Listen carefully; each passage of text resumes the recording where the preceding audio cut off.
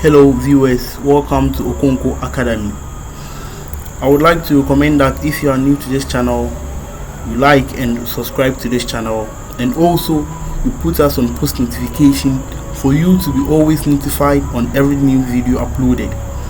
On the previous tutorial, we talked about functions of several variables, and our concentration was on the domain of functions of several variables and also how to evaluate the limit of functions of several variables. In this tutorial, we are going to consider the continuity and also partial differentials on functions of several variables.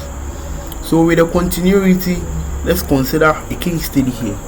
Now in this example, we are to show that the function f of x of y, which is given by a numerator of an expression 3x plus 2y with a denominator of x plus y plus 1, is continuous on a given point, which is 5, -3. In this tutorial, whenever we are going through the concept of continuity, we are to consider three different conditions. That is, three different conditions must hold in order for a function to be continuous on a given point. These are the conditions. First of all, that f of a of b should exist. That means that when we substitute our point into the given function, that point should exist, should be inside a set of real numbers. And 2, the limit of the function, that is f of x of y, as x of y approaches a comma b, should also exist. And with the third one, we are combining the first and second condition, that is f of a of b should be equal to the limit as x comma y approaches f of b. Now let's quick start with the solution of our question. On the solution, we're given a point 5, -3. So we are testing the conditions one after the other to check whether this function is continuous on this given point. Now with the first condition, f of a comma b should exist. So now we are going to substitute in the value for the point, that is x is equal to 5 and y is equal to 3. Now substituting in the point, we have the function to be 3x plus 2y divided by x plus y plus 1. So now substituting in, you are going to get 3 times y, 3 times 5 plus 2 times -3 divided by 5 plus -3 plus 1. Now in simplifying the numerator, we have 3 by 5 giving us 15, and we have 2 by -3 giving us -6. Now with the denominator, we have 5 minus 3 giving us 2 plus 1 giving us 3. Now 15 minus 6 is going to give us 9, then 2 plus 1 is going to give us 3. And now with our normal computation, 9 divided by 3 gives us the number 3. Now moving to the second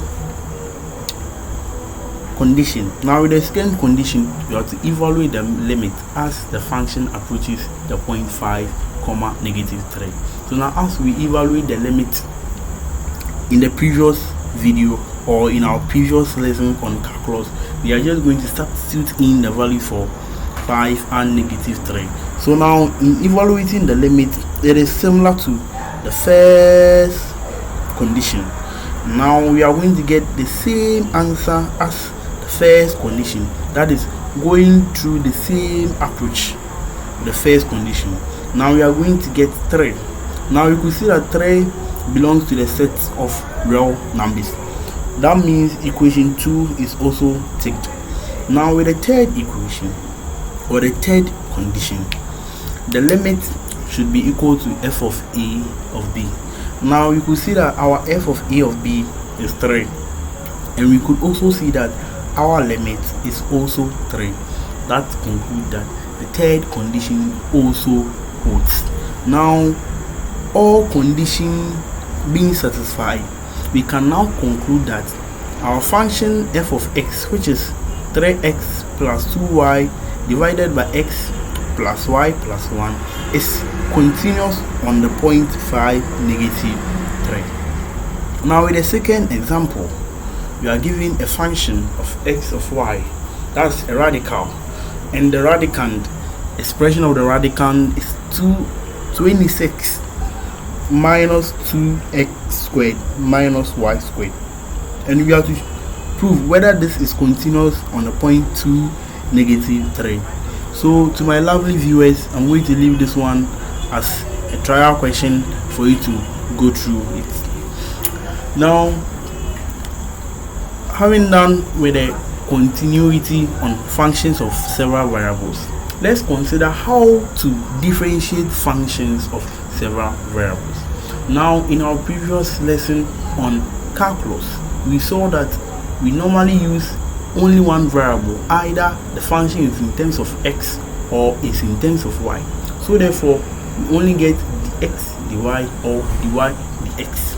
Now, in this derivative, we have several variables, so therefore we term these derivatives as partial derivatives. So now, considering this function, we have the function x squared minus 3xy plus 4x. Now we have to differentiate this function with respect to x and with respect to y.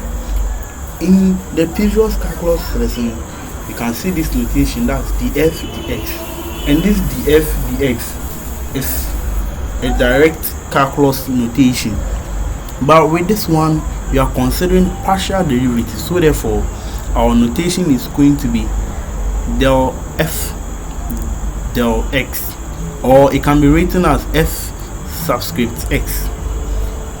So now let's quickly go through the partial differential of f with respect to x, and also the partial differential of f with respect to y.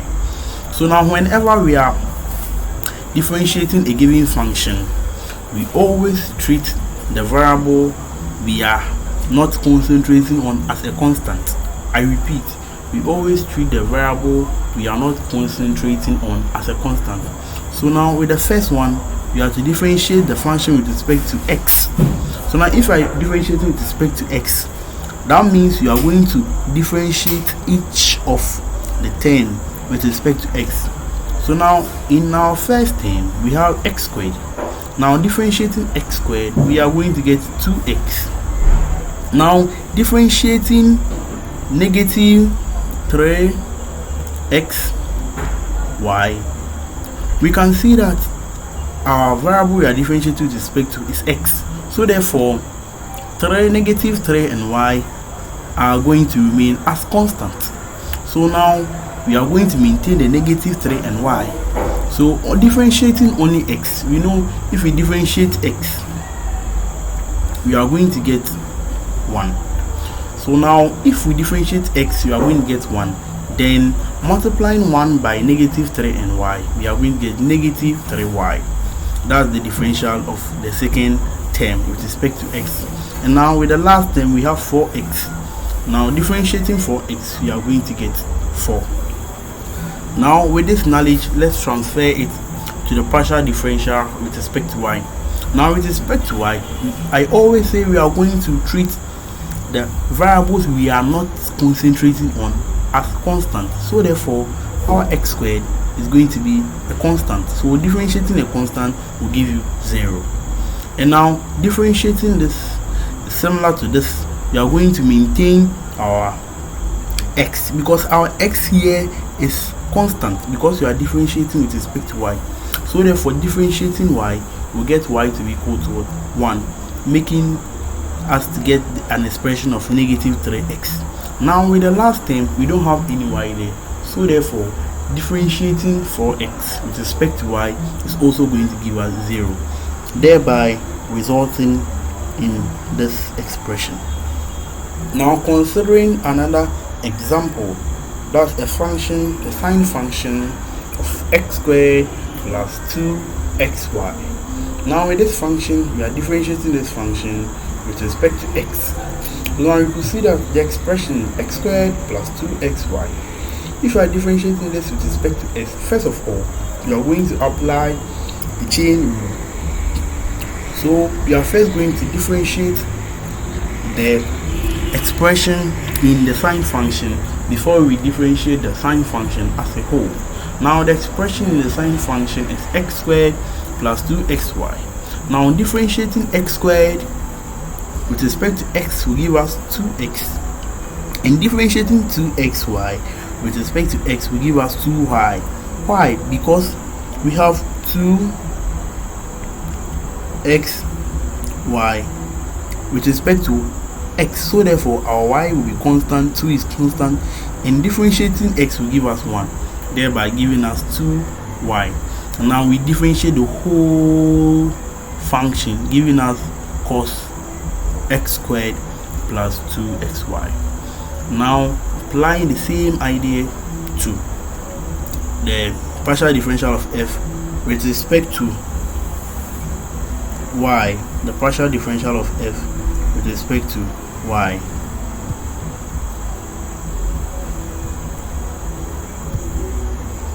So with the partial differential of f with respect to y, our x squared is going to be treated as a constant, so therefore x squared will give us 0, and the differential of 2xy with respect to y will give us 2x, and now the differential of sine of this will give us cos of the whole function.